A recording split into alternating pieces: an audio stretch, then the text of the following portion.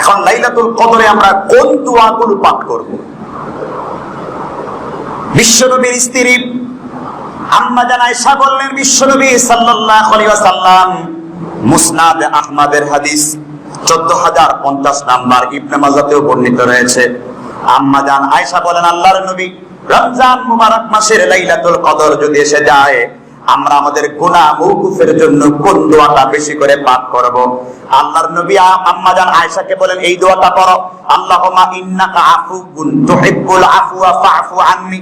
আল্লাহুম্মা ইন্নাকা আফুউন, আল্লাহ নিঃসন্দেহে তুমি বান্দার গুনাহগুলো ক্ষমা করো, তুহিব্বুল আফওয়া, তুমি ক্ষমা করতেও ভালোবাসো, আর নিঃসন্দেহে আমি আল্লাহ ফা'ফু আন্নি, আমার পাপগুলোকে, আমার গুনাহগুলোকে তুমি maaf করে দাও। বিশ্বনবী সাল্লাল্লাহু আলাইহি ওয়াসাল্লাম বলেন, আয়েশা সিদ্দিকা রাদিয়াল্লাহু আনহাকে লক্ষ্য করে বললেন, আল্লাহুম্মা ইন্নাকা আফুউন তুহিব্বুল আফওয়া ফা'ফু আন্নি। এই দোয়াটা কদরের রাত্রিতে যে বেশি করে পাঠ করবে, এই দোয়ার বদৌলতে আল্লাহ আপনার গুনাহগুলো ক্ষমা করে দেবেন। দোয়াটা কি? আল্লাহুম্মা ইন্নাকা আফুউন তুহিব্বুল আফওয়া ফা'ফু আন্নি। কত সুন্দর দোয়া! রাসূল সাল্লাল্লাহু আলাইহি ওয়াসাল্লাম আমাদেরকে শিক্ষা দান করে গেছেন। এই দোয়াগুলো আমরা শিখলে আল্লাহর কাছে আমাদের মর্যাদা বাড়বে না কমবে? এই কথার সাথে একটি কথা সম্পর্ক, কদরের রাত্রিতে আমরা কোন ইবাদতগুলো করব? প্রথম কথা হলো, নফল ইবাদত হিসেবে যত ইবাদত আছে এইগুলোই কদরের রাত্রির ইবাদত। আপনি এই দোয়ার মাধ্যমে কিন্তু আপনি দোয়া পড়লেন, কিন্তু দোয়া চিন্তা করে পড়লেন না। আপনি মনে করলেন যে কদরের রাত্রির দোয়া পড়লে আল্লাহুম্মা ইন্নাকা আফুউন তুহিব্বুল আফওয়া ফা'ফু আন্নি, এই দোয়াটা পাঠ করেছি তো আমার গুনাহ তো মাফ হয়ে যাবে। বিষয়টা কিন্তু এই রকম নয়। হাদিসের মাফহুম বুঝগুলো আপনার নিতে হবে।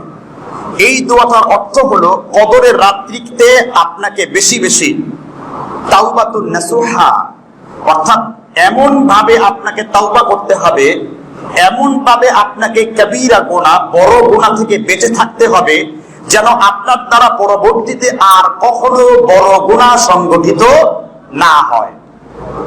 কবিরা গুনাহ কিভাবে আপনি মাপ চাবেন? ইমাম যাহাবী কিতাব লিখেছেন গুনাহে কাবায়ের, আজ থেকে 1100 বছর আগের কিতাব এটি। প্রায় 101টি কবিরা গুনাহ হয়। কয়শো একটি? 101টি। এর মধ্যে কিছু কবিরা গুনাহ রয়েছে আল্লাহর সাথে সম্পর্কযুক্ত,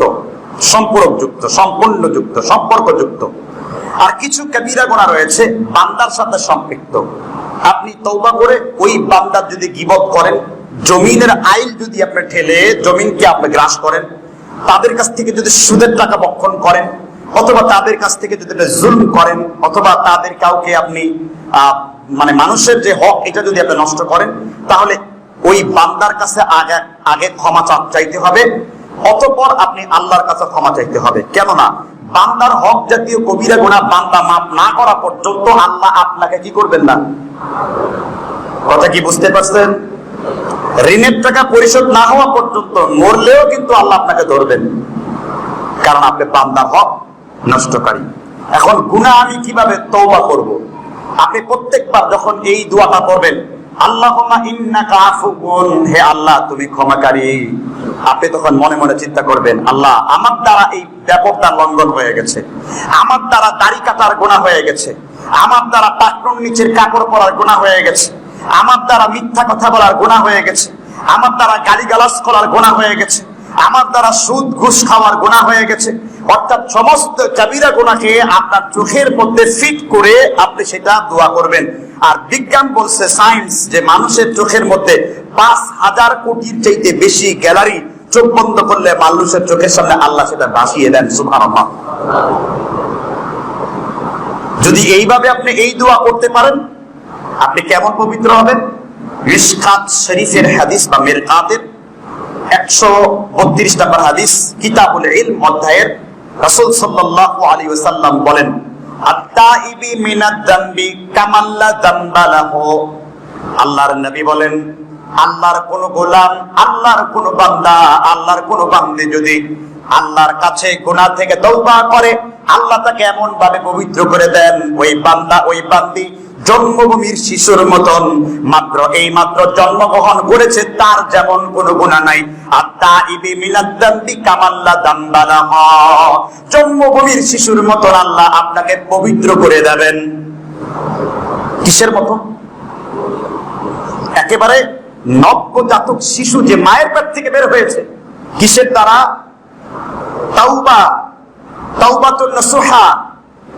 আল্লাহ সূরা নূরের 30 নম্বর আয়াতে বলেছেন, তুবু ইলাল্লাহি জামিআন আইয়ুহাল মুমিনুনা লাআল্লাকুম তুফলিহুন।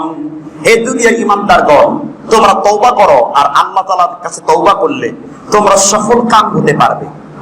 শুধু তাই না, আপনার যদি রিজিক বাড়াতে চান, আপনার যদি পেরেশানি দূর করতে চান, আপনার যদি হালাল রিজিকের ব্যবস্থা করতে চান, তওবার দ্বারা আপনার রিজিক বাড়বে, তওবার দ্বারা আপনার ব্যবসার মাল বরকত বাড়বে, তওবার দ্বারা আপনার অন্তরের সংকীর্ণতা দূর হবে, তওবার দ্বারা আল্লাহ আপনার চিন্তাকে একেবারে দূর করে দেবেন। সুবহানাল্লাহ।